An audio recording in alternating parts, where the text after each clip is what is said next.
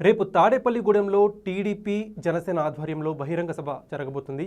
ఈ బహిరంగ సభ నేపథ్యంలో జనసైనికులు పవన్ కళ్యాణ్ గురించి 6 అంశాలపై క్లారిటీ కోరుకుంటున్నారు. ఆ అంశాలు ఏంటనేది ఇప్పుడు మనం డిస్కస్ చేద్దాం. ఫస్ట్ వన్, రీసెంట్గా హరిరామ జోగయ్య పవన్ కళ్యాణ్కి ఒక లేఖ రాశారు. ఆ లేఖలో పవన్ కళ్యాణ్ గనక పవర్ షేరింగ్ ఇవ్వకపోతే కూటమి గెలిచే అవకాశం లేదని చెప్పి ఆయన అభిప్రాయం వ్యక్తం చేశారు. సో రేపు బహిరంగ సభలో చంద్రబాబు నాయుడు కానీ పవన్ కళ్యాణ్ కానీ ఈ పవర్ షేరింగ్ అంశంపై ఏమైనా ప్రకటన చేస్తారని చెప్పి జనసైనికులు వెయిట్ చేస్తారు.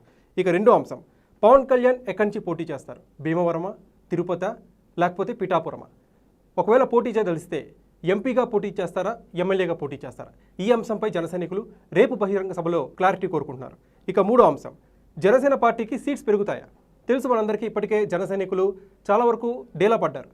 జనసేన పార్టీకి టీడీపీ తక్కువ స్థానాలు కేటాయించిందని చెప్పి ఫీల్ అవుతున్నారు. సో ఈ నేపథ్యంలో ఈ కూటమి రివైవ్ అవ్వాలి అంటే జనసేన పార్టీకి సీట్స్ పెరుగుతాయి, ఒకవేళ పెరిగితే ఎన్ని పెరుగుతాయి అనే అంశంపై రేపు సభలో ఏమైనా క్లారిటీ ఇస్తారనేది చాలామంది జనసైనికులు వెయిట్ చేస్తున్నారు. తర్వాత అంశం చూసినట్టయితే ఇప్పటిదాకా జనసేన పార్టీకి కూటమికి జరిగిన నెగిటివిటీపై పవన్ కళ్యాణ్ ఏమైనా ఎక్స్ప్లెనేషన్ ఇస్తారా? జనసేన వర్గాల్లో జోష్ పెంచే విధంగా తన స్పీచ్ ఎలా ప్రిపేర్ చేశారనే విషయంపై జనసైనికులు చాలా ఆతృతగా ఉన్నారు. సో ఈ విషయంపై పవన్ కళ్యాణ్ ఎలాంటి డ్యామేజ్ కంట్రోల్ చేపడతారనేది అందరూ ఆసక్తిగా ఎదురు చూస్తున్నారు.